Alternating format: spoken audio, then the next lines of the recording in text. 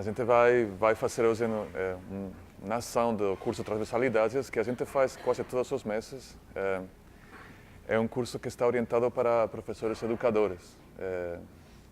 Como a gente vai falar depois, a relação com a comunidade escolar para nós é muito importante. Então, a gente pensou nesse curso como um momento tanto de formação como de troca, de formação mútua, de fato. Esse curso de Transversalidades hoje está marcado, a gente pensou nele em relação à Semana dos Museus, que nesse ano tem uma temática que tem relação com o museu, com o núcleo cultural e com o futuro das tradições. Uma temática dupla que pensa como o museu, ou quer fazer pensar, como o museu se relaciona com as tradições e com sua conservação ou promoção. A gente pensou falar disso de um jeito transversal.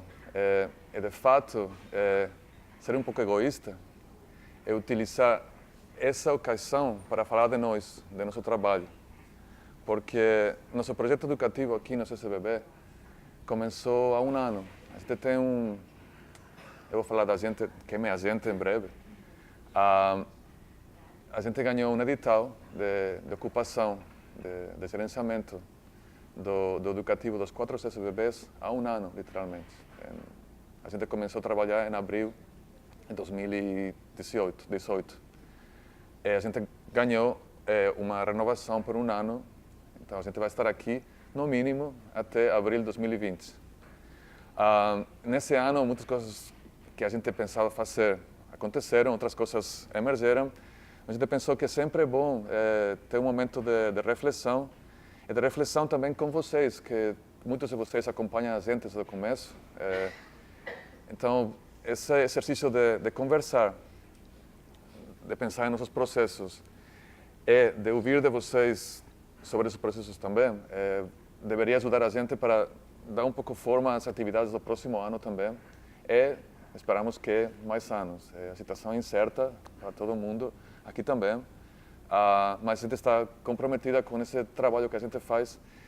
E para essa ocasião, para essa conversa, esse autoanálise também, temos aqui a Gleice Heitor. Bom, eu não falei, eu sou coordenador do projeto educativo aqui no CCBB do Rio. A gente cuida dos projetos educativos do CCBB em BH, em Brasília e também em São Paulo. Temos uma equipe que replica o formato. Tem sempre um coordenador local, tem uma coordenadora pedagógica, tem uma produtora e depois tem educadores. Uma equipe de educadores de 17 pessoas, 18 pessoas. Depois tem uma coordenação nacional. E Gleice era a coordenadora pedagógica do projeto. E foi Gleice a pessoa que escreveu o projeto pedagógico.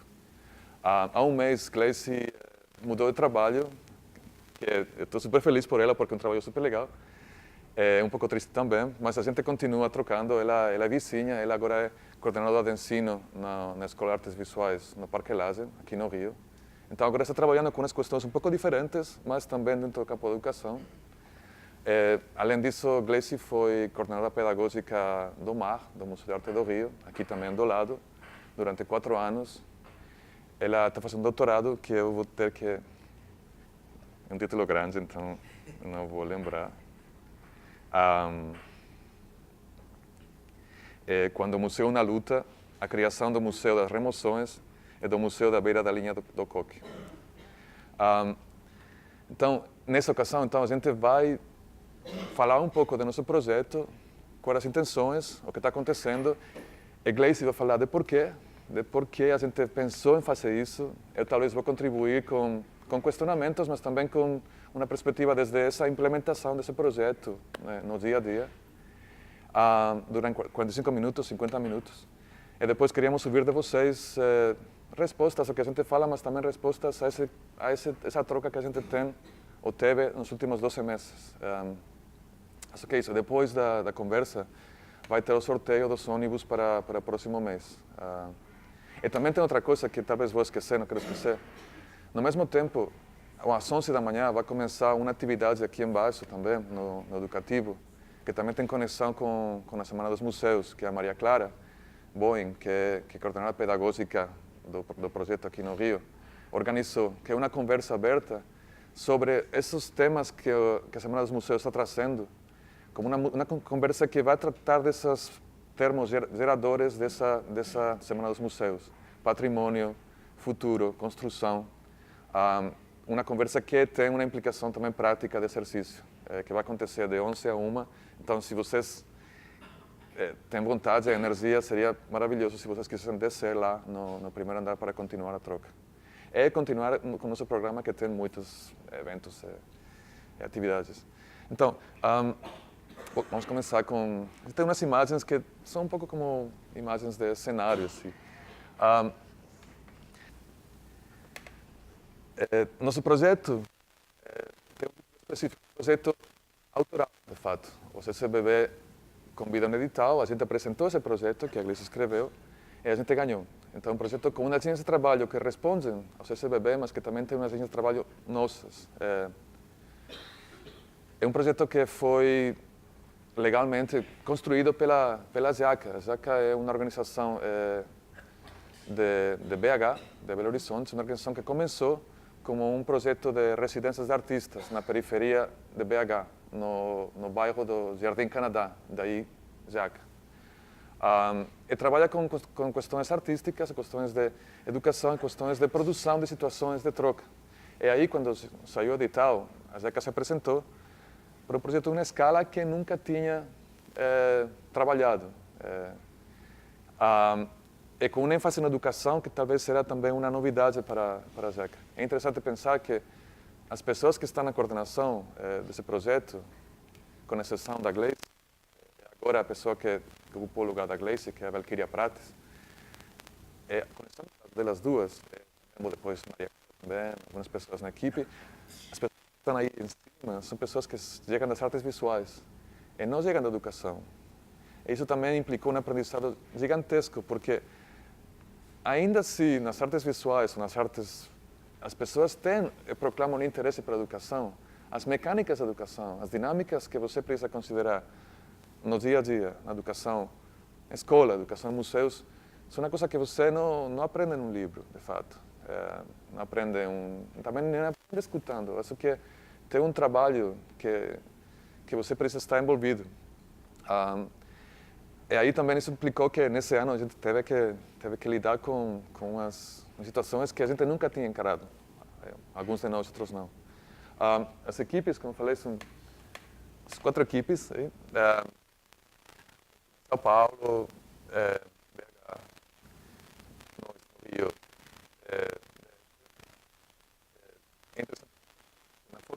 Essa foto foi feita recentemente.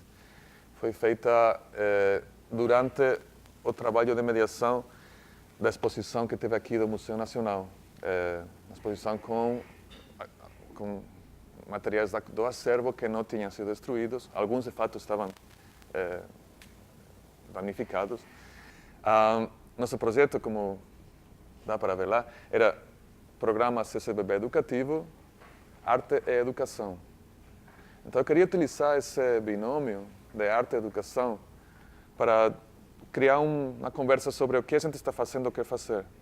A gente pensou começar primeiro pela segunda palavra, a palavra educação. E pensar como essa palavra, como estamos aqui agora, primeiro, não é o mesmo que educação escolar, que educação que acontece dentro da comunidade escolar. Talvez também não é o mesmo que educação que pode acontecer também fora da comunidade escolar e fora do museu, mas tenta criar umas linhas de trabalho, umas trocas, umas sinergias. E quais são essas? Quais são essas histórias? Eu não sei como, Gleice, você pensou essa questão quando estava trabalhando também no mar, também em outros lugares, também aqui. Ok. Então, começando com bom dia a todas e todos. Eu acho que, como o Pablo falou, é uma satisfação ter essa manhã de sábado conversando com vocês, não só porque o dia está chuvoso, triste, mas porque ontem nós tivemos outras dimensões e outras relações com como a cidade do Rio de Janeiro está abandonada, precarizada e nos põe constantemente em risco de vida mesmo. Então é um dia meio ressacado, né? É um clima de ressaca pelas nossas condições de mobilidade e de risco enfrentados na cidade, nessas relações que as chuvas têm nos mostrado, não só numa perspectiva ecológica e de como o meio ambiente, nossa relação com o meio ambiente tem influência nisso, mas numa discussão de infraestrutura. Então, agradeço a presença de todas e todos vocês e agradeço por ter conseguido chegar, porque eu estou na rota dos 2 túneis que ontem tiveram problemas, né? Então, agradeço. Eu acho que também agradeço ao programa CCBB Educativo Arte e Educação pela possibilidade, nesse momento que recentemente eu fechei um ciclo com um programa, poder aproveitar algo que para mim é muito caro, que é a Semana Internacional dos Museus, para fazer junto com o Pablo, que é um parceiro de trabalho e de vida, com quem eu compartilho muitas perspectivas sobre arte, sobre educação, sobre sociedade. Então, poder estar conversando com o Pablo hoje para mim é uma satisfação muito grande, e também porque hoje é o Dia Internacional dos Museus, é o Dia da Luta Antimanicomial também, né? Então são dias emblemáticos onde a gente está falando de interseções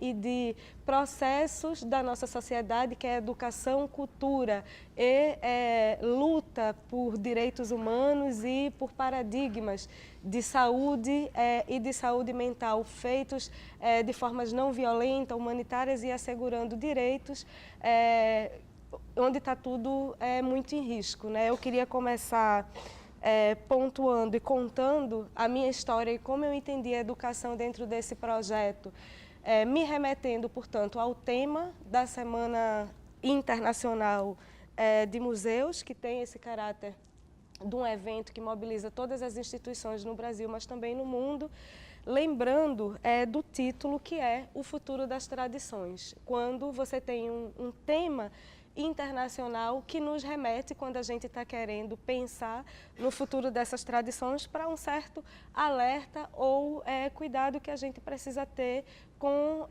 a nossa história, com a forma como seguiremos narrando, contando e conservando essas histórias, pensando sobretudo no papel dos museus. Mas nos alerta também que, se a gente tem uma agenda internacional preocupada com o futuro das tradições, nós temos um problema de futuro que está em xeque no mundo todo, com o advento, de fato, de forças conservadoras, onde as relações entre sociedade e cultura precisam ser asseguradas, serem cuidadas, né? Então, acho que esse tema, no começo, me pareceu desconfortável, porque quando a gente fala de tradição, a gente tem sempre um medo de que a tradição esteja sendo acionada em nome de um conservadorismo, mas aí eu lembrei, porque eu sou historiadora, né, de formação, que Walter Benjamin, no seu famoso livro Tese sobre o Conceito de História, que ele escreveu em 1940, justamente no embate com o fascismo, né, no embate de vida e morte, literalmente, com as forças conservadoras na Europa nesse período, ele vai dizer que em cada época é preciso arrancar a tradição ao conformismo, que quer apoderar-se dela. Então, eu acho que remeter a esse ensinamento de Walter Benjamin, da importância de nós olharmos para a tradição, sem, contudo,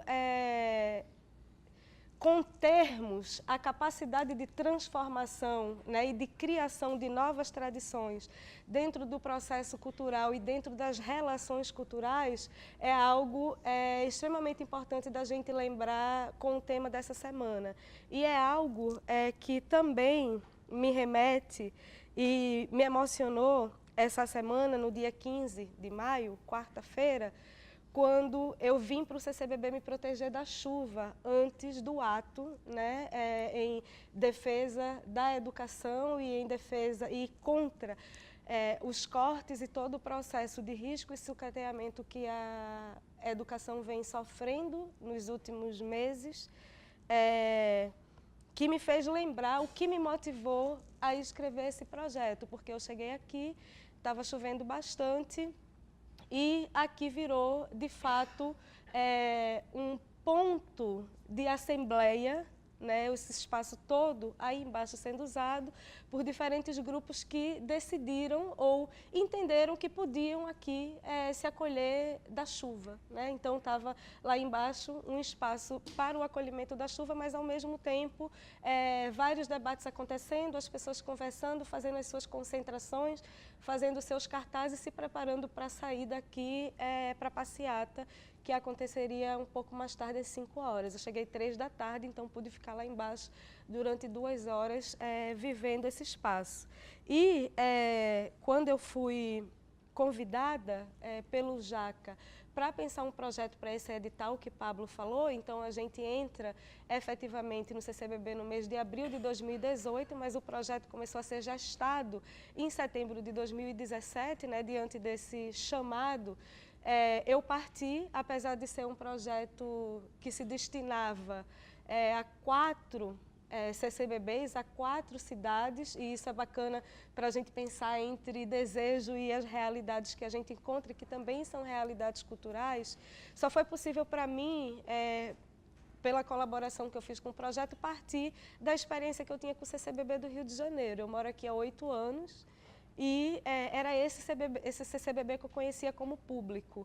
E eu acho que isso é um pressuposto, né? Quem já foi meu aluno, tem alguns alunos meus aqui, quem já trabalhou comigo em programas de educação sabe que eu sempre reivindico ou lembro da importância do educador se perceber como público.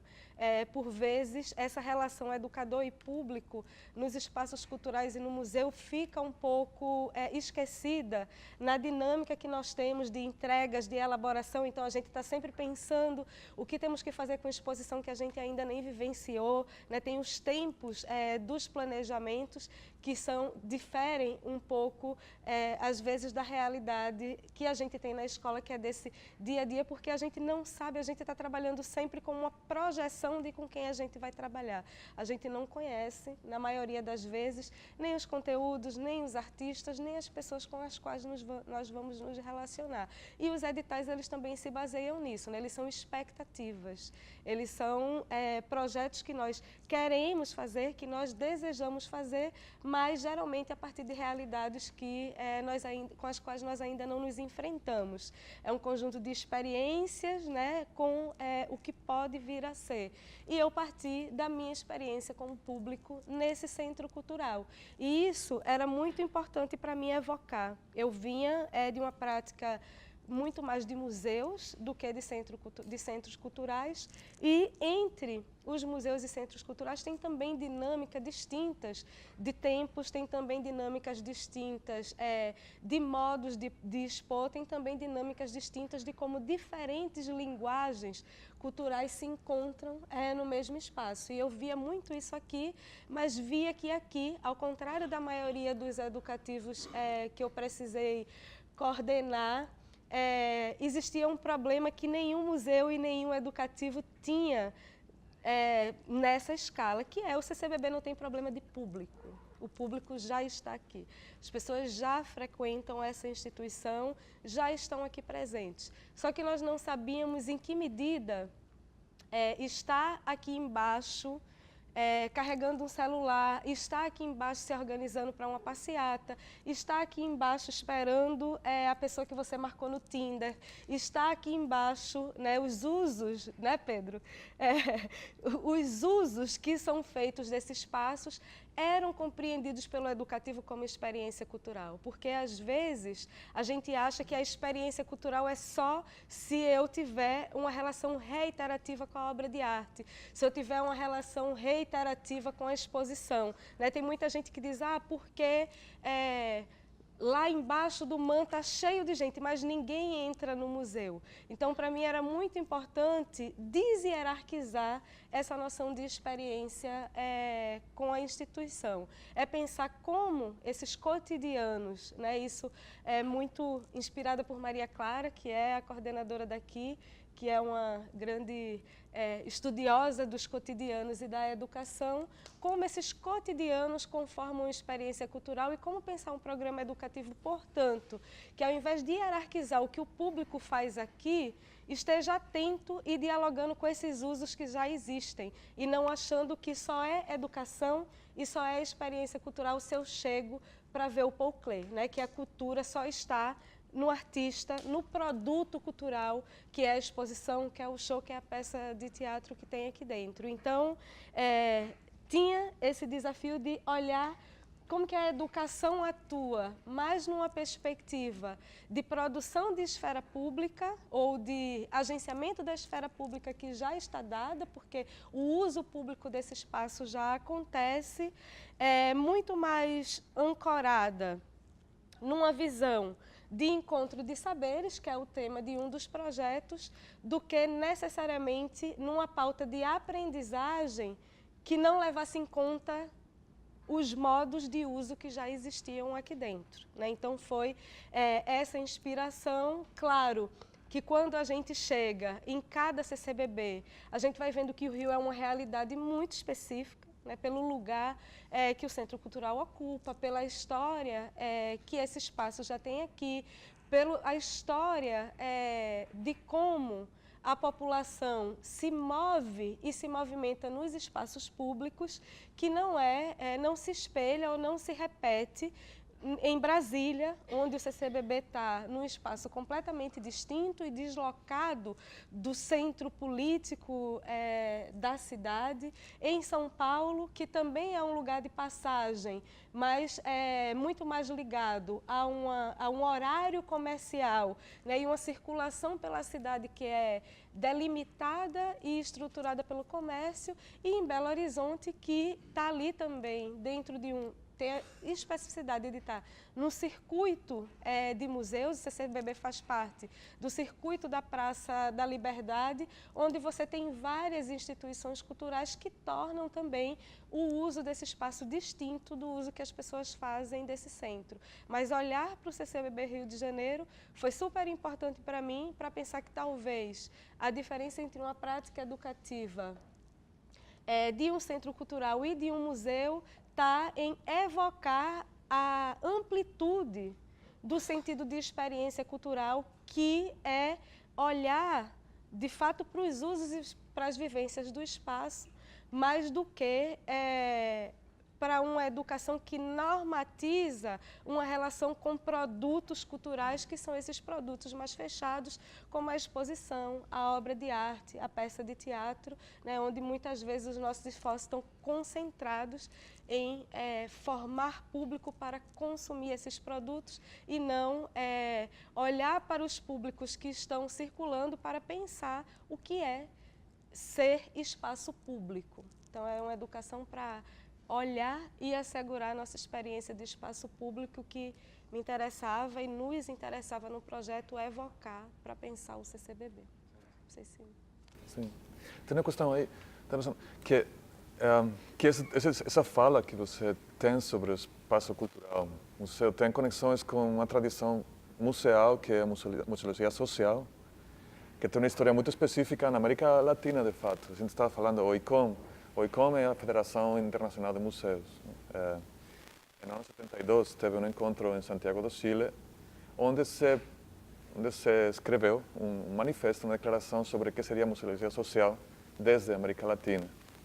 É que aí tem a ideia do museu que é um museu integral, um museu que construi essa esfera do civismo da cidade, dos cidadãos, da esfera pública, que o modelo clássico, moderno do museu não faz. O museu, ainda você pode ver um pouco isso na Semana Internacional dos Museus. Fala muito de conservação, fala de tradições, mas a ICOM falava da injustiça social. O museu tem como função contribuir, não solucionar a injustiça social, não vai. Isso não é uma coisa que o museu possa fazer sozinho, mas tem uma função de fazer isso, de acompanhar nesse processo. E tomar conta disso quando trabalho. Né? Tem questões de educação. A educação está lá como parte integral de... Sim, é muito caro para mim, no projeto, essa questão dos outros saberes, justamente por isso, né? Por um interesse, por um lado, pelos acúmulos e pelas mudanças que a museologia social, que tem como marco, de fato, a Mesa Redonda de Santiago do Chile, né, que não por acaso foi aqui na América Latina, vai propor de revisão das instituições e, por outro lado, uma dimensão que já vai olhar para os discursos da museologia social, que é a museologia crítica, que se interessa pela crítica institucional, né? Por como nós podemos estar dentro das instituições disputando os seus próprios princípios e enunciados, digamos assim.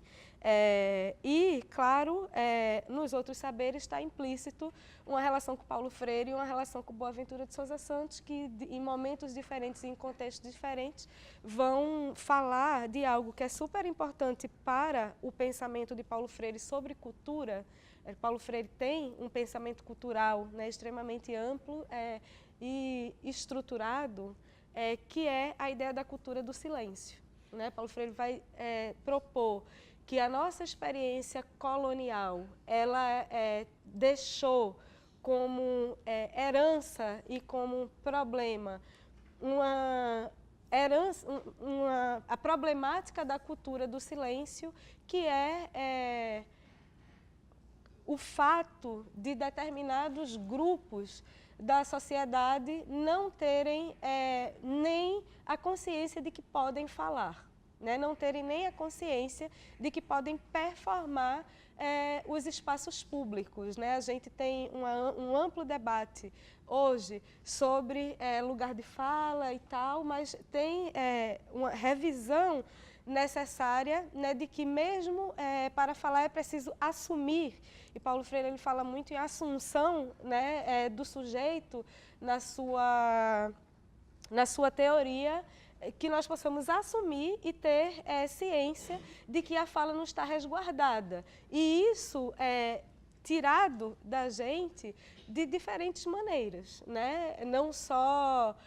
e uma dessas maneiras de como a cultura do silêncio ela é mantida no circuito de arte, no circuito cultural, são os próprios editais, que democratizam e descentralizam o acesso, por um lado, mas, por outro lado, eles geram mecanismos de controle que vão fazendo com que seja necessário uma educação para a gente poder acessar esses recursos. Então, para ganhar um projeto, eu preciso, na maioria das vezes, ter acesso à internet, então isso já exclui um monte de gente de se inscrever. Eu preciso entender toda aquela linguagem que estão me pedindo, o que é uma contrapartida, o que é um objetivo, o que é uma justificativa. Então, isso já exclui um tanto de mais de gente. Eu preciso saber fazer uma prestação de contas, então isso já exclui mais um monte de gente. Eu preciso, digamos assim, tem um outro ponto, dominar um conjunto de léxicos que, por vezes, não está dado, não foi permitido a todos. Então, além do saber, além da tradição, além da experiência cultural, tem um conjunto de barreiras aí que possibilitam esse acesso, que estão postos dentro dos nossos mecanismos, que são importantes porque, por vezes, são mecanismos de controle da verba pública, mas que, por outro lado, impossibilitam que determinados grupos possam acessar diretamente esses recursos. Então, é uma reflexão que eu estou fazendo e que eu faço na minha pesquisa de tese, onde eu vou olhar para diferentes formas de atuação e de apropriação das instituições do discurso inclusivo, né, do discurso de inclusão que está em pauta pela Mesa Redonda de Santiago. E um deles é a ideia de museu integral, que também espelha e vai se basear nas perspectivas de Paulo Freire de educação integral, né? Da ideia de que não é apenas função do museu conservar os legados da história, mas intervir na sua contemporaneidade, atuar para pensar como que essa instituição, a partir da experiência cultural, pode transformar essas injustiças. Então, essa ideia de outros saberes é um acúmulo de referência que faz com que a gente pense como a educação ela pode ser uma plataforma para que essa cultura do silêncio seja minimizada. E isso diz respeito a também como o mundo da arte e a fala no mundo da arte, ela é distribuída entre especialistas. E nesses especialistas você tem o curador produzindo discursos, produzindo narrativa, o edital distribuindo recursos de uma maneira específica para quem consegue, né, cumprir e passar por todos esses requisitos. Você tem o artista, né, que é uma voz dentro dessas instituições, e a gente tem aí o público numa ponta, né, de uma tradição colocada como um consumidor desse conjunto de saberes que está sendo produzido por esses especialistas. E eu acho muito importante, a partir de uma ideia de outros saberes, que a gente possa olhar, como o Pablo falou, para como os saberes são produzidos para além desses especialistas, porque o educador também é uma autoridade se a gente não tiver cuidado. A gente pode ter uma educação toda ancorada num discurso de inclusão, onde você está tendo uma prática de reprodução, onde você está tendo uma prática de hierarquização de quem pensa, de quem fala, de quem produz o conhecimento nesse espaço. Então, se baseia na ideia de que isso que a gente está chamando de público também são instâncias de produção de conhecimento e de reflexão, mas que não é suficiente que o acesso seja por via né, da oportunidade de que essas pessoas possam visitar esse espaço. Porque, como eu disse no início, essas pessoas estão fazendo uso desse espaço e era importante criar situações para que esses grupos e esses saberes que dificilmente vão acessar a lógica dos editais pudessem estar aqui oferecendo curso para a gente, criando programações dentro do espaço junto com a gente numa agenda de educação, performando, né, as suas práticas, os seus corpos e as suas experiências na relação com esses públicos de forma remunerada, numa perspectiva de que o conhecimento e o saber se gera dentro dessas plataformas onde não dava mais para que a hegemonia, o monopólio disso ficasse no artista, no educador, no curador e no produtor cultural, né? O que é uma diferença clara para mim, entre democratização da cultura, que é, de fato, criar esses acessos e essas possibilidades de que as pessoas possam frequentar esse espaço, que não é pouco, nós temos um problema de mobilidade seríssimo no Rio de Janeiro, e, por outro lado, abrir uma agenda de democracia cultural que, mais do que a possibilidade de distribuir para muita gente aquilo que pouca gente produz, é poder distribuir os recursos para ter mais gente produzindo e distribuindo o resultado das suas práticas culturais. E é nisso que o meu interesse pelos outros saberes se ancora, em distribuir recurso, agenda, plataformas, né, e a possibilidade de atuar aqui dentro de uma forma mais ativa, digamos assim. No jeito que você fala do Museu de Arte, também você poderia trasladar isso à universidade e fazer um paralelo muito assim, com algumas modificações, mas ontem a gente esteve aqui com uma mesa redonda, também no contexto das Semanas Museus, com duas mulheres indígenas que moram no Rio e que estão fazendo doutorado de antropologia no Museu Nacional. Sandra Benítez, Guarani de Mato Grosso do Sul, e Franci Baniwa, do Amazonas, lá da Cabeça do Cachorro, lá Santa Gabriela de Cachoeira. A Franci falou de um jeito assim muito simples. Eu chego, eu falo três línguas da região, mas português. Ela fala que não fala muito bem, mas ela está comunicando uma dificuldade que ela encontra em articular algumas coisas em português, que é normal. Eu também tenho. Mas ela falou que chega na universidade com uma bolsa de R$1.500. Chegar à casa dela, viajar à casa dela, são 3.000. Ela não ter contato com a aldeia é um problema gigante. Ao mesmo tempo, chega a primeira matéria era antropologia geral. A bibliografia completa estava em inglês e francês por homens brancos. Então, a universidade está fazendo movimentos em alguns lugares, Algumas universidades estão tentando muito, pessoas estão tentando fazer um trabalho de desfazer, mas entrar como voz que pode trabalhar nesse contexto é muito difícil. Os processos não estão claros e são muito trabalhosos ainda. Nesse contexto, eu sei que eu tinha mais uma pergunta, são quase as 11, assim que seria talvez bom fechar. Qual é a função, nesse contexto onde você trabalha essa questão dos outros saberes desse jeito, qual é a função do educador? O que o educador faz? Educador, a gente tem uma briga constante com as visitas. A gente faz visitas, grande parte do trabalho, vocês sabem, são receber grupos. Muitas vezes tem a palavra visita guiada, as pessoas querem visita guiada. A gente fala, não, a gente não guia ninguém, a gente não está aqui, a gente não estamos guiando. O educador faz visita mediada, uma visita onde o educador não explica, não transmite um conhecimento, o educador media. Que é isso?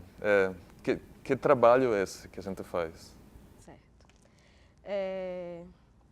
Tem uma coisa que é bem interessante nessa pergunta, porque eu trabalho com a educação em museus há 12 anos. E esse foi o meu primeiro estágio na faculdade, quando eu fiz História, foi em museus e desde então eu nunca saí, mesmo quando eu fui professora universitária, foi no curso de museologia, então essas coisas se encontravam e se atravessavam de um jeito muito forte mesmo, que a universidade tem lógicas muito específicas, né, de educação. E eu não fui público de museu, né, na minha história de infância, na minha história familiar. Os meus pais não foram público de museus e de instituições culturais e também não fui, a não ser muito tardiamente, quando eu estava no fim do ensino médio e abri um museu ao lado da minha escola. E eu passei muito tempo sem saber se eu podia entrar ou não, mesmo que, né, não conseguia meio passar da porta.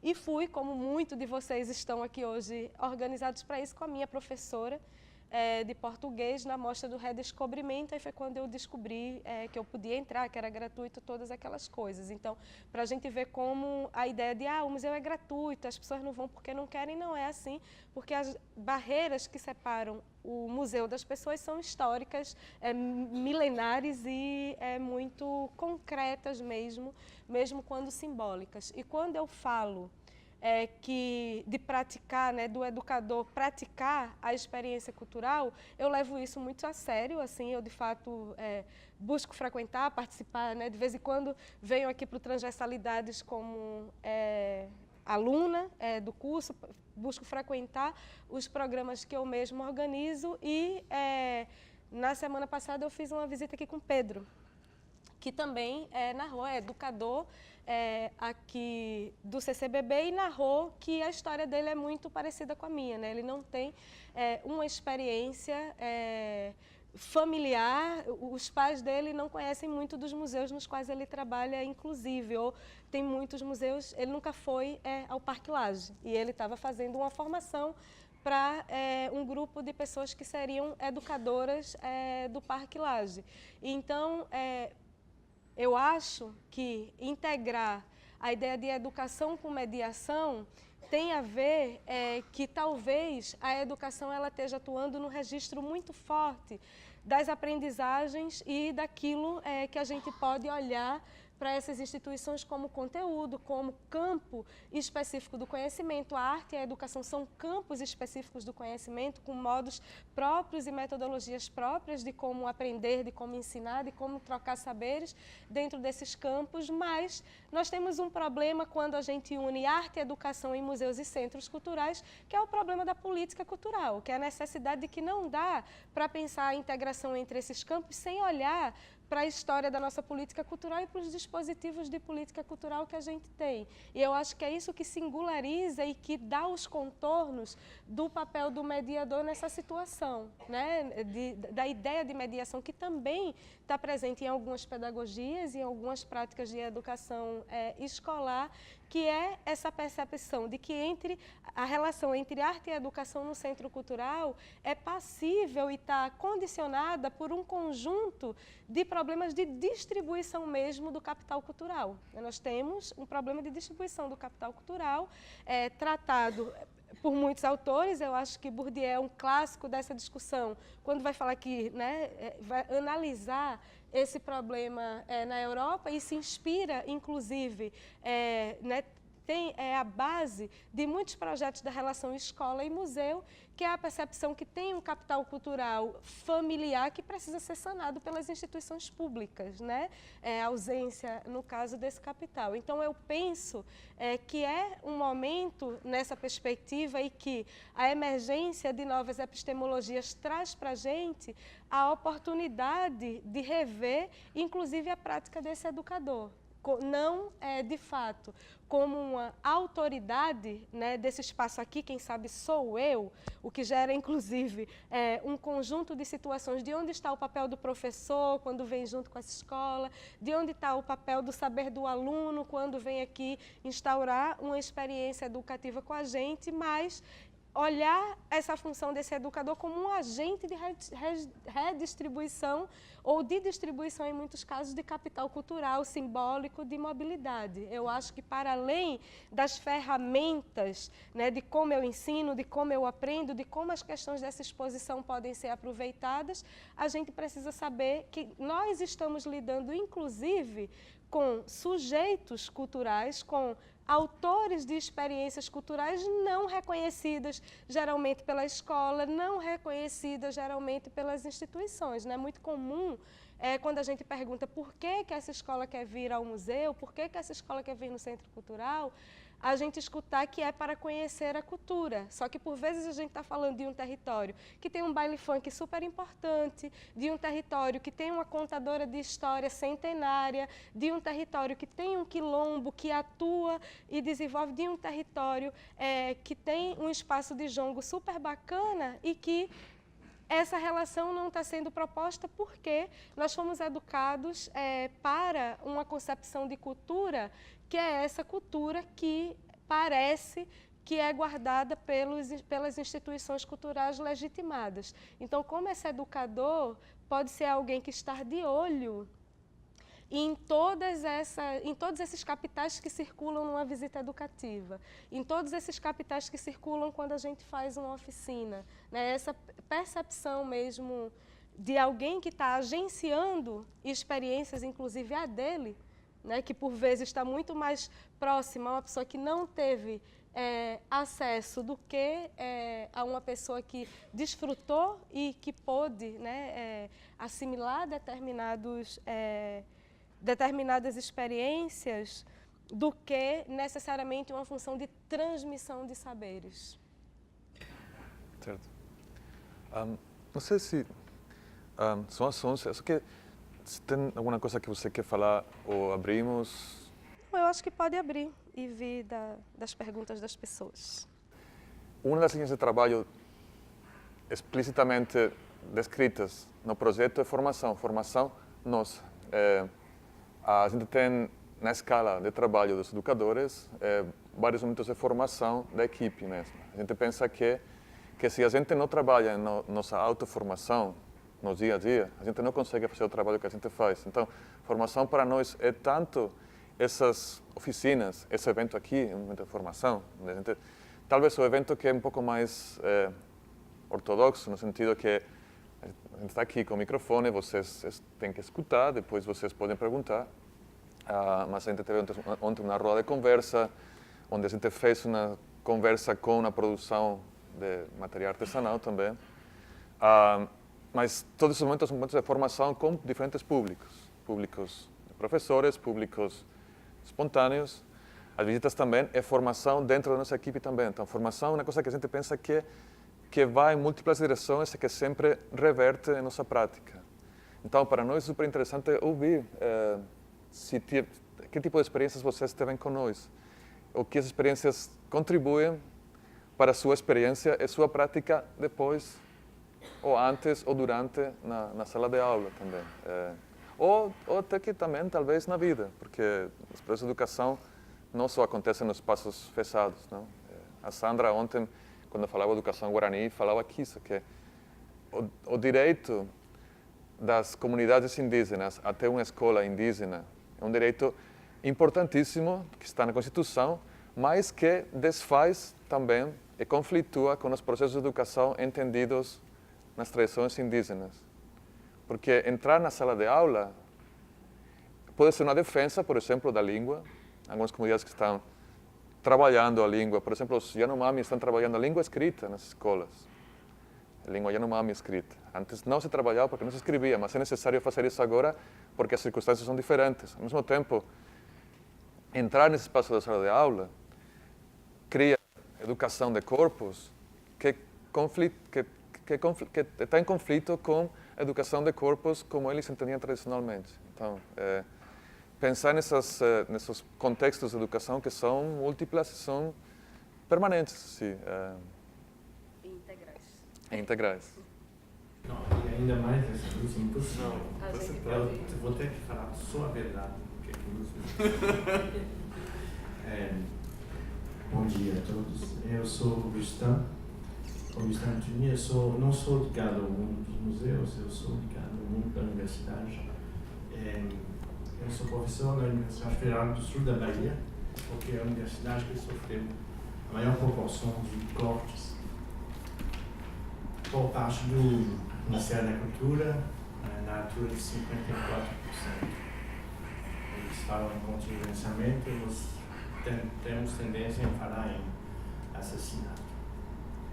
Bom, mas não venho aqui para falar disso, mas é impossível não assinalar essa violência feita a uma outra forma de instituição. E claro que eu encontro esse discurso.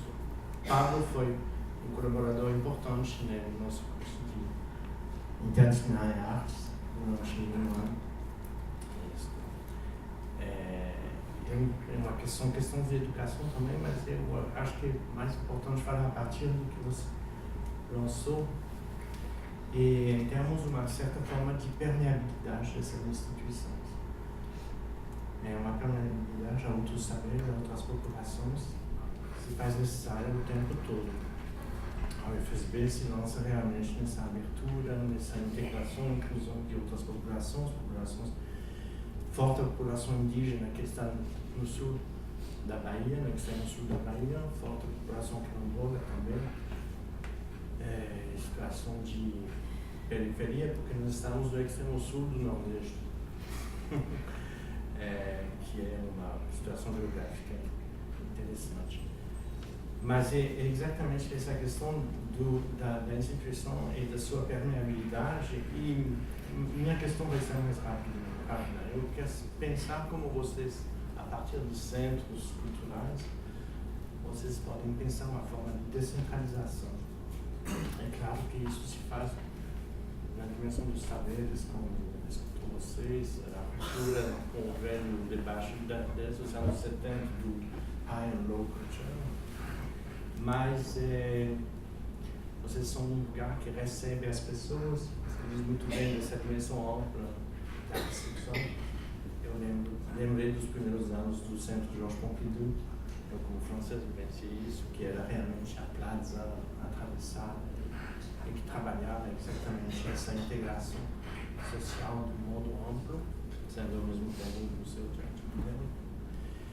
Mas a questão da descentralização parece importante, como vocês trabalham isso, além de receber como o Centro Cultural do Brasil, em seus diversos lugares, sai ao encontro de outras comunidades, outros saberes.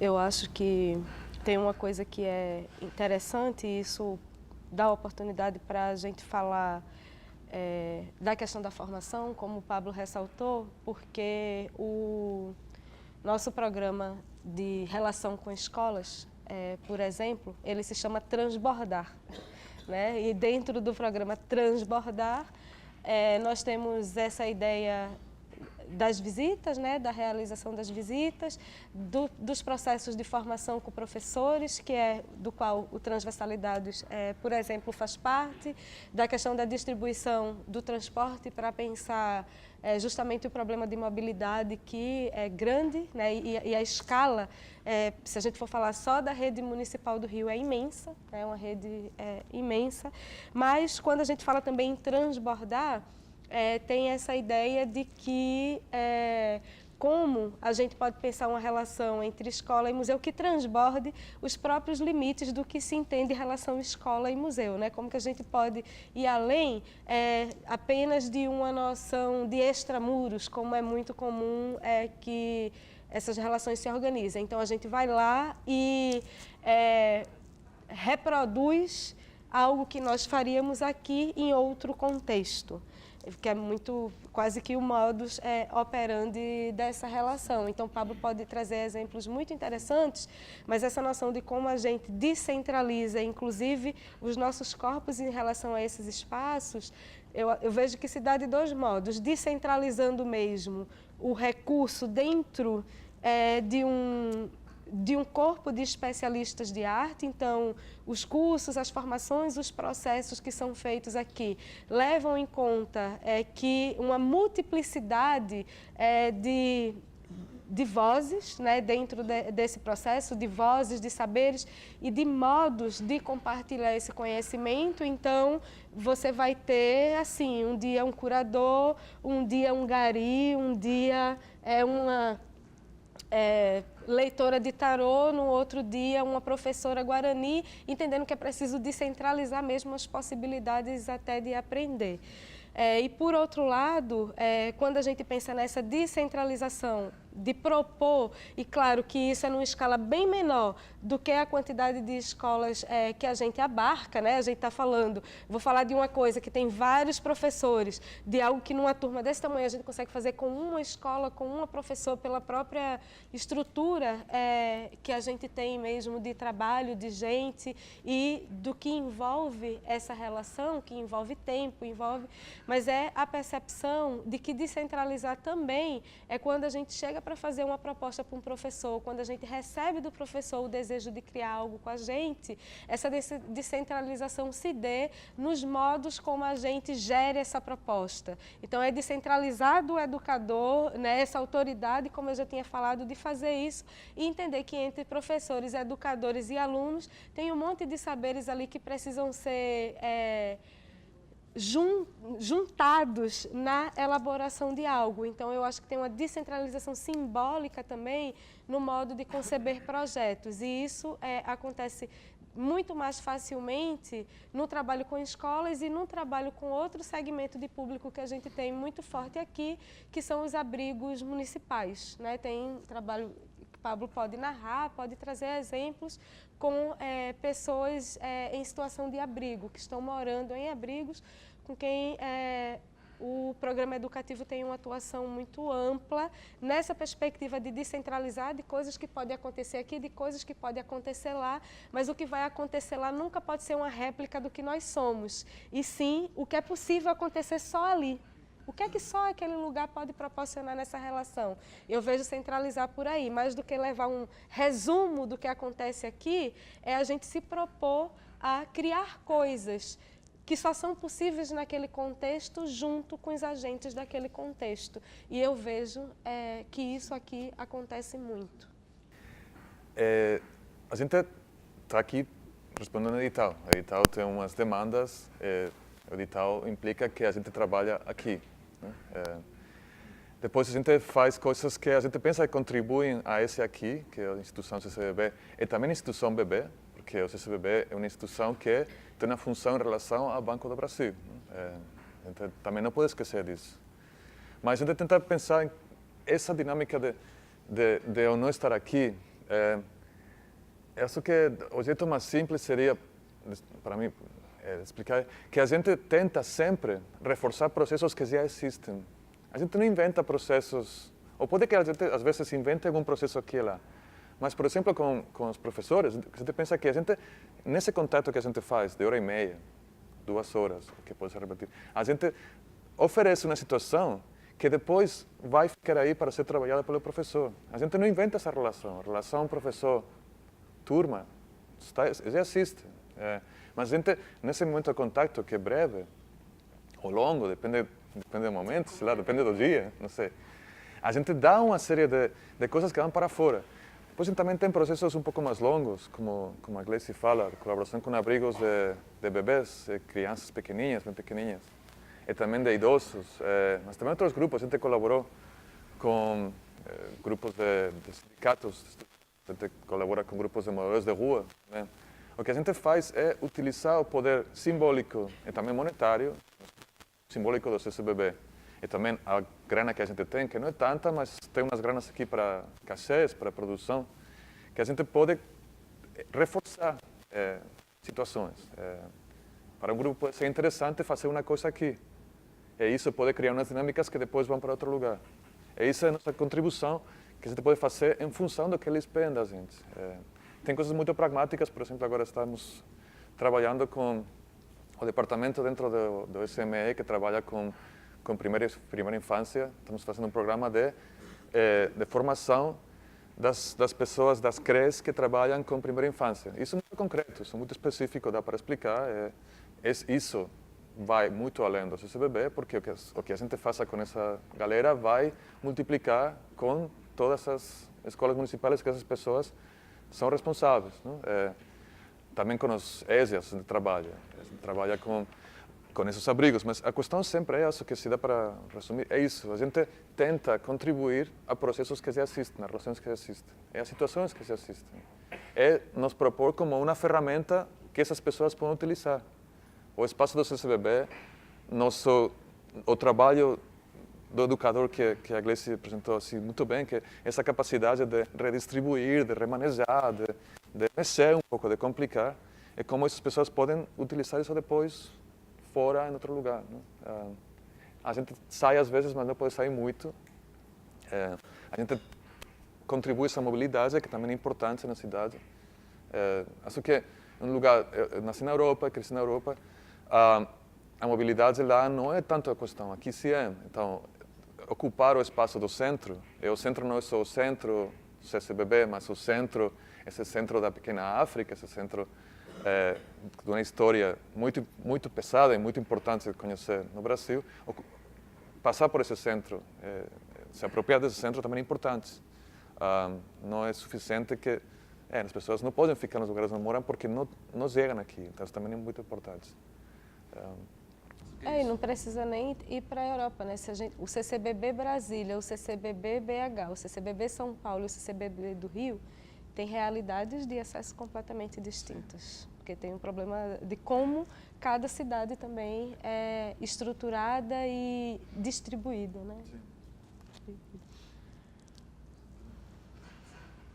Bom dia a todas e todos. Eu sou Elisa, eu sou professora da Rede Municipal do Rio e vim falar do lugar do chão da escola. Agradecer primeiro a oportunidade, assim, eu vou repassar para o grupo que eu trabalho, que é um grupo muito comprometido, e eu estou representando essa escola lá de Bangu, da Zona Oeste do Rio. E aí, assim, a vivência que eu tenho, tanto com a minha sobrinha, que tem 9 anos, quanto os meus alunos, que têm 10, 11, é de quando a gente fala a palavra museu, né, quando eles imaginam que seja, eles sempre pensam, né, as palavras deles, que é um lugar onde tem coisas velhas e onde é um lugar chato. Sempre as palavras deles são essas. E a gente vai no sentido de tentar ressignificar. Então, uma dessas coisas que eu tenho feito com eles, né, há algum tempo, é pedir, né, que eles tragam objetos antigos da família, que tem alguma história, e a gente monta uma exposição com esses objetos. Então já veio máquina de escrever do tio, veio o violão do avô, e a gente começa a contar essas histórias para que eles entendam que esse é o sentido de preservação da história. Então eu queria perguntar e pedir assim, sugestões de como a gente pode fazer para ressignificar esse olhar, porque a maioria das crianças hoje tem como lazer o circuito é o shopping. Então, em geral, o lugar de lazer das crianças, né, a maioria delas, de periferia, enfim, é o shopping. Então, a gente tem tentado ressignificar e dar novos olhares. Né? Minha sobrinha, às vezes, eu pego pelo braço e trago, mas ela não quer. Quando chega, até gosta, mas não tem o interesse inicial. Então, a gente tenta fazer caminhos para que essa visão mude, né, nas próximas gerações. É muito importante também ter falado do Museu Nacional, porque para muitos, né, a questão da acessibilidade, né, por ter a estação de trem próxima, para muitos de nós foi a primeira e muitas vezes a única experiência com o museu, até porque por ter o espaço da Quinta da Boa Vista, que é o lugar do piquenique, é o lugar de estar com a família. Então, foi um espaço realmente lamentável a gente ter presenciado, né, tudo o que aconteceu. E que, enfim, o motivo de eu estar aqui, então, é esse, né, tentar, de alguma forma, fazer esse diálogo e ressignificar o olhar dessas crianças sobre esse espaço do museu que é tão importante. Obrigada.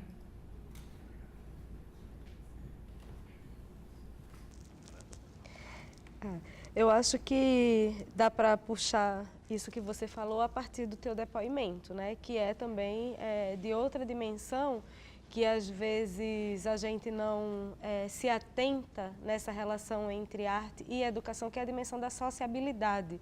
Por vezes a gente fica muito interessado no que é que vai aprender, no que é que vai ser apreendido e o que é que eu posso fazer nessa ideia dos saberes e esquece ou deixa de lado esse papel da experiência social mesmo no espaço público, assim, que eu acho que na relação dos CAPs é super importante. Imagina, você está lidando com pessoas que por vezes têm uma experiência de reclusão, seja em função da condição de saúde, em função dos medos, em função dos pânicos, de todas as coisas, e criar uma situação de sociabilidade, uma situação de circulação, uma situação de poder ir aos lugares é muito forte, né? É muito sério e muito importante. E eu acho que isso passa também pelas crianças, isso passa também pelos jovens que incorporaram, por mais que não seja recente a discussão da ressignificação, das transformações do museu, incorporam uma história que não é à toa. Né? De fato, além de chatos, os museus não foram abertos a vida inteira. Os museus são instituições que surgem fechados, que surgem para a realeza, né? Que são os espaços das coleções dos reis para desfrute dos seus pares. Né? Quando o museu vai se pensar aberto e público, nem todo mundo era público na cidade. O que era ser público na cidade? O que era ser cidadão na cidade no surgimento dos museus modernos, né? Isso não incluía os negros, isso não incluía os ex-escravizados, isso não incluía as mulheres, em sua grande maioria, isso não incluía os trabalhadores. Então, tem um conjunto, o que a gente chama hoje de museu aberto, é um museu que vem com essa história toda. Né, que vem com todas essas simbologias de serem espaços disciplinares de formação do homem moderno, baseado na ideia de distinção. Né? E o museu era muito mais uma situação de distinção do que uma situação de educação para todos, porque a noção do que é povo muda muito, assim como muda a noção do que é ser museu aberto. Né? E esse museu aberto que a gente está vivenciando hoje, ele também deve às transformações da nossa política cultural. Né? A gente não tinha os mesmos problemas nos anos 90 que a gente tem hoje. Nos anos 90 a gente estava falando de poder entrar no museu, do museu ser gratuito, do museu ser aberto. Hoje a gente está falando que a gente quer expor no museu, né? Que as mulheres querem falar no museu, que os indígenas, os negros estejam representados na narrativa dos museus, porque a gente vai alargando essa dimensão do que significa ser público, do que significa ser inclusivo e querendo, claro, sempre uma democracia que seja o mais ampla possível. Então, eu acho que é super importante esse trabalho que você faz na escola, porque além de desmistificar a questão do museu, você convida os teus alunos a se entenderem também como produtores e parte de uma história. Eles também têm história. A história não só é essa que está no museu. Né? A história está nos nossos objetos, está como a gente articula, está nessa memória. Agora, o trabalho que a gente tenta articular é que esse reconhecimento se dê também quando eu estou nesses espaços públicos. Né? Como que a gente toma e constrói a ideia de que esses espaços são da gente, de que essa história não é alheia, de que essa história não é do outro. Certamente não é reiterando, e aí a gente pensa no samba da Mangueira, certamente não é reiterando esse patrimônio que está posto, que muitas vezes foi construído às custas das nossas mortes.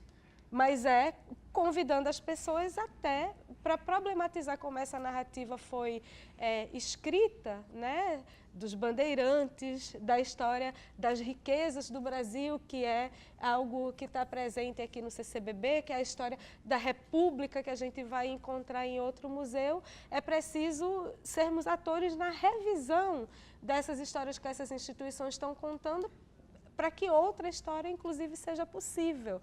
E eu acho que é um caminho bacana, né, debater isso e elaborar com eles isso, mas é um caminho bacana também que a gente entenda a importância de não recebermos essa história sem compreender que ela precisa ser escrita de outra forma, com outras vozes, com outros agentes.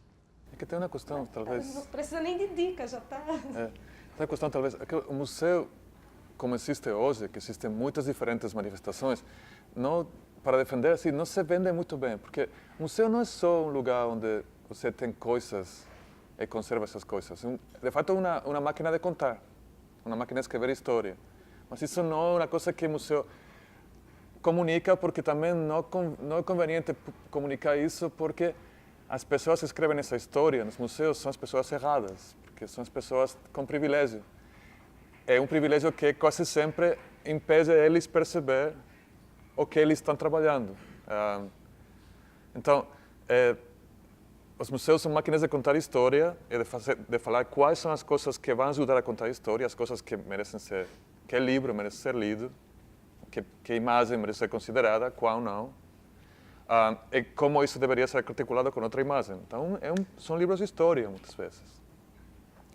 O problema é que as pessoas, são muitas poucas pessoas que têm a possibilidade de seleção, articulação, eles não fazem esse processo disponível para ser questionado, nem compartilhado. Então, mas se você se aproxima primeiro, o que a gente tem nos museus, o que a gente poderia ter nos museus, os mecanismos de construção narrativas de um jeito que se aproxima, que a Gleice falou, quem construi as narrativas, como você socializa esse processo de construção de narrativas.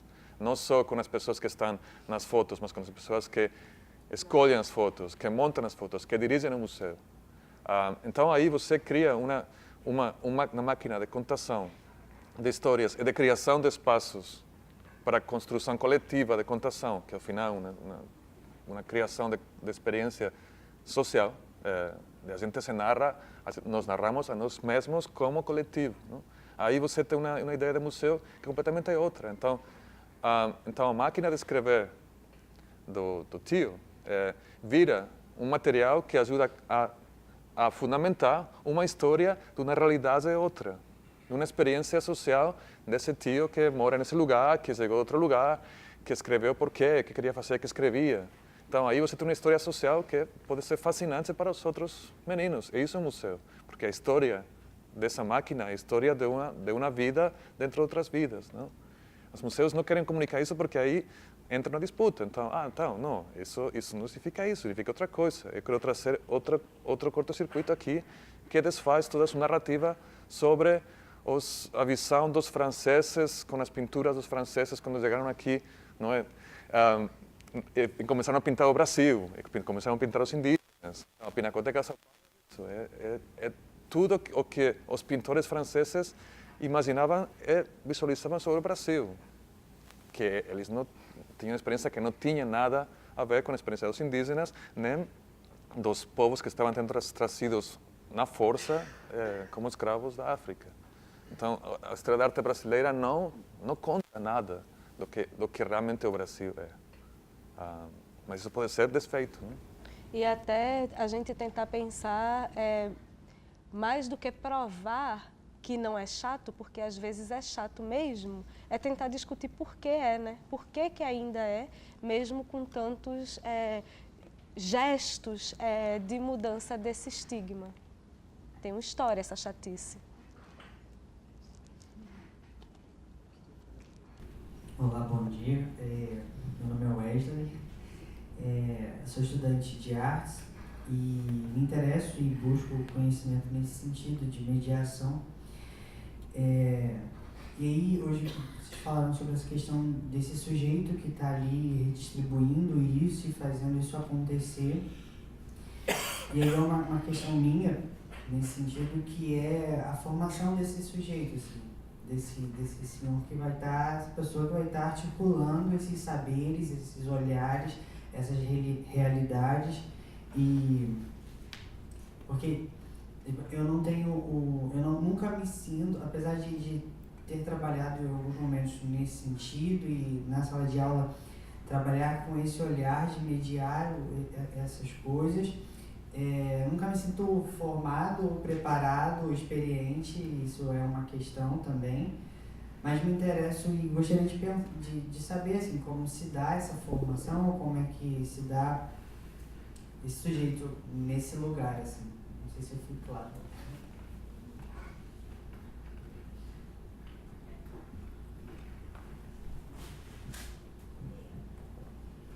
Bom dia, eu sou Daniele, sou professora de filosofia da rede estadual e a minha pergunta vai muito no sentido de tentar entender um pouco essa relação educativa e essa relação mesmo com o conhecimento que se estabelece, especificamente porque me parece que existe uma hierarquia entre o museu de ciência, e muitas vezes é dessas ciências ditas naturais, né, ciência da natureza, e o museu de artes, porque às vezes eu ainda sinto que existe uma espécie de hierarquia do conhecimento, como se a gente vai sair da escola e a gente vai fazer uma aula em um museu, sei lá, no Museu Nacional, no Museu da Light. É como se ali a gente vai aprender alguma coisa. E pensar assim, como é que a gente vai estar dialogando essa potência também das artes e essa relação com o conhecimento.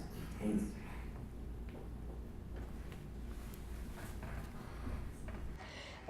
Essa questão da formação, Wesley, eu acho que eu posso responder mais pensando na formação do educador e da educadora em museus e espaços culturais do que necessariamente da formação do professor de arte, porque eu tenho, minhas experiências são mais voltadas nas instituições.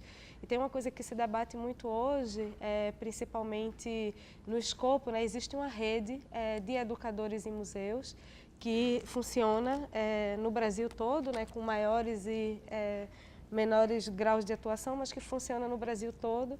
E no ano passado, a partir de muitos anos de debate e de uma construção participativa, foi lançada justamente uma Política Nacional de Educação Museal. A PENEM, que está disponível, se vocês tiverem interesse, está disponível na internet, vocês conseguem achar cadernos na PENEM, e um dos objetivos da PENEM é, de fato, criar parâmetros para a profissionalização do educador em museus e em centros culturais que tem no Brasil realidades muito distintas e muito precárias.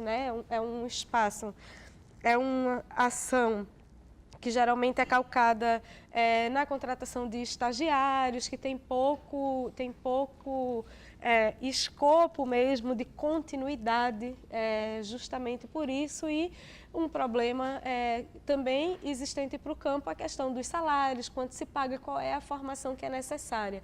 Então, está em pleno debate a discussão da profissionalização do que a PENEM compreende como educador museal, mas a gente tem uma história e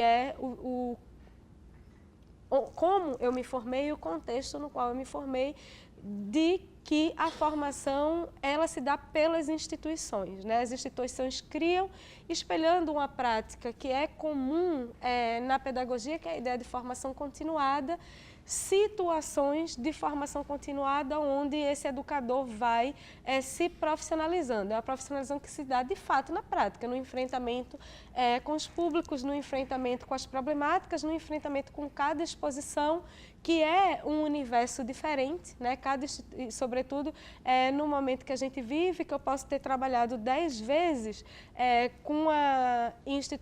com exposição sei lá, de Tarsila do Amaral, cada contexto, cada momento histórico vai fazer com que eu olhe essa exposição a partir de um olhar e de questionamentos distintos. Então, se dá na prática, por isso que nesse projeto e em todos os projetos que eu trabalho, né, quando eu tenho autonomia, oportunidade e recurso para isso, para mim é muito importante que formação não seja uma questão de bastidores. É importante que esteja no corpo do projeto. Então, quando nós submetemos o projeto para o Banco do Brasil, no processo da concorrência para o CCBB, o projeto ele era estruturado em o programa ele é estruturado em 6 projetos que nós consideramos projetos públicos, né? Aqueles que são medidos, avaliados, contados, e um deles é formação de equipe. A formação de equipe é um eixo estrutural que está, né, se vocês forem procurar o nosso projeto no SALIC, ele está lá disponível, é público porque é um projeto patrocinado pela Lei Rouanet, inclusive que gera todos esses empregos, que possibilita que a gente faça todos esses programas, onde é previsto que os educadores terão na sua rotina diferentes tipos de formação. Formações que se dão mais em grupo, formação que se dão mais em coletivo, formação que se dão individualmente, tentando criar um mecanismo e um respaldo para que isso esteja assegurado na rotina e não aconteça só quando dá, que é algo muito comum na prática do educador. A primeira coisa que se corta quando a gente precisa, e vocês sabem disso, porque isso também acontece na escola, discutir capacitação remunerada, que isso aconteça dentro do nosso espaço de trabalho remunerado, que o educador não tenha que estudar, né, domingo à noite junto com as coisas da faculdade e tal, é algo que é preciso ser debatido como elemento importante para o desenvolvimento dessa prática educativa, mas que em momentos de crise, em momentos de contingenciamento, são coisas passíveis de não serem garantidas. Né? Foi assim que eu me formei vivendo. Eu fui estagiária antes da lei do estágio, então vocês imaginam, né? Imagina que muita gente também, o que era, né? A loucura que era desenvolver esse trabalho educativo sem nenhum respaldo legal, institucional e tendo que fazer uma atuação que por vezes era de um profissional e pelas instituições pelas quais eu passei, a bandeira da profissionalização sempre foi uma bandeira muito forte para mim. E profissionalização passa por reconhecer que mesmo que um dia haja uma faculdade de educação em museus, a gente precisa assegurar essa formação continuada porque a gente lida com cultura, a gente lida com arte, a gente lida com conteúdos que são dinâmicos, né, e que são sociais. Então, para isso, é preciso que estejamos constantemente revendo os nossos pressupostos, entendendo como nos posicionarmos, revendo metodologias. Uma visita de 1h30, como o Pablo falou, ela é fruto de pelo menos assim, uma semana, né, de reflexão, de pensar como é que eu vou fazer, como é que eu acolho, né, como é que eu lido, se o grupo, quais são as especificidades e particularidades desse grupo, quais são as expectativas de uma conversa antes com o professor. Tudo isso é tempo que precisa ser computado no cotidiano e na relação de trabalho, mas requer também um saber para cada gesto desse, né? Ligar para um professor para construir uma visita com ele requer que eu saiba fazer isso, requer mobilizar um vocabulário, requer mobilizar uma certa percepção que não é intuitiva, mas é fruto das 10 visitas que eu já fiz antes e posso entender que talvez elas precisem ser acessadas na minha memória para ajudar a preparar essa. Então, é nesse sentido que é uma formação que ela vai unir a experiência da gente de vida, ela vai unir nossas experiências acadêmicas, mas é preciso ser assegurada no cotidiano do trabalho, porque cada realidade é uma realidade. Eu nunca trabalhei no Museu de Ciência, né? Tenho até dificuldade em falar essa hierarquia entre ciência e arte, que, como você mesmo diz, eu acho que tua pergunta já tem uma resposta, para além dos museus, está implícito o lugar dos saberes na sociedade. Esses saberes eles estão hierarquizados, né, na nossa própria experiência científica, acadêmica e nas construções das disciplinas. Mas o fato é que isso também é algo importante de dizer, por isso a importância dessa formação continuada. as demandas de um educador num museu e numa instituição de arte são muito diferentes da demanda de um educador no museu de ciência. E os profissionais de museus de ciência, e o Rio é um oásis, né, nessa discussão, tem acúmulos muito grandes, às vezes inclusive mais do que os de arte, sobretudo em termos de avaliação do impacto dessa ação educativa, né? Nos museus de ciência, onde nós temos as maiores experiências de pesquisa, estudos de público, onde nós temos experiências mais consolidadas sobre impacto e avaliação dessa relação, talvez porque, às vezes, os museus de ciência estão, inclusive, numa redistribuição de recursos maior do que o de arte, porque os do Rio estão ligados ao Ministério da Ciência e Tecnologia. Isso gera outro corpo de profissionais e de cientistas olhando para isso. Mas é uma hierarquia, os museus eles refletem as relações da sociedade, eles são parte dessas relações da sociedade. E talvez passe justamente por esse posicionamento da arte e da ciência dentro do campo do conhecimento como um todo. Eu não sei, eu sou uma coisa super pequena, assim. Também vou falar assim, muita experiência, eu sempre trabalhei em museus, em contextos de arte contemporânea, artes visuais. Mas depois de 2 meses, tendo aqui em casa a galera da SAI, que é uma galera que trabalha como no educativo do museu, principalmente de ciências, não? Eles trabalham com arqueologia, com culturas ancestrais, trabalham com ciência, com botânica. Então, acho que talvez uma pessoa de educação museal científica discordaria comigo, mas minha conclusão desses meses, que foram super, super gostosos, foi que é um mal-entendido pensar que eles dão uma formação diferente, porque basicamente o que eles fazem, a gente faz, não é dar acesso à formação em biologia ou dar acesso à formação em artes. É que a gente trabalha com os públicos, que sejam, jeitos de ver, de olhar, de sentir, de experimentar e de trocar. Eu vi eles trazendo, porque a gente faz muito isso. O que vocês fazem lá? Fazemos isso. A gente faz isso. O que eles fazem lá com um projeto sobre Egito, ou sobre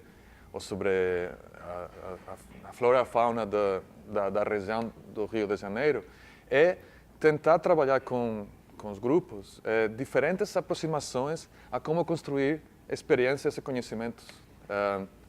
Então, isso que a gente faz também. A gente faz isso com questão de artes cênicas ou com uma questão de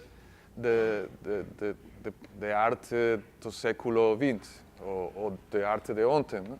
Então, os materiais, realmente, aqui é uma questão que pode ser polêmica também, a arte não é tão importante, Paul Klee não é tão importante, o Basquiat, é o que a gente faz com isso. Que algo fique... óbvio que, também nas ciências, a gente pode começar uma conversa de epistemologia de ciência, também a gente pode pensar que as construções que estão agora aqui são importantes, sim, para certas utilidades, mas é o que a gente faz com elas que é o fundamental. A gente tem essa perspectiva, eu vi que eles também têm essa perspectiva. Eu não sei se... Porque o sorteio demora um pouquinho, a galera tem que trabalhar. Se não tiver mais uma pergunta, se tiver mais, a gente pode continuar conversando, quem quiser, depois lá embaixo no primeiro andar. Se tiver algo muito urgente, senão a gente pode fechar, eu acho. Agradecer a Gleice, agradecer também a Cida, o Flávio, pela interpretação em Libras, o Eduardo e o Luiz pelo registro aqui. E a vocês por estar aqui, por favor, voltem. A gente tem uma programação que, como hoje, que é para vocês, para educadores, mas também tem muitas outras programações que não são para vocês, mas que vocês estão frequentando. Outro dia a gente teve uma oficina super legal com uma indígena urbana, Salissa Rosa, de produção de cartazes. E teve várias professoras da rede pública acompanhando, a gente ficou super feliz. Então, por favor, voltem. E se depois do sorteio alguém quer descer lá no primeiro andar, no laboratório de crítica, do lugar de criação, a gente estaria super feliz também. Eu vou deixar agora com o Wallace e o Pedro o sorteio. Obrigado.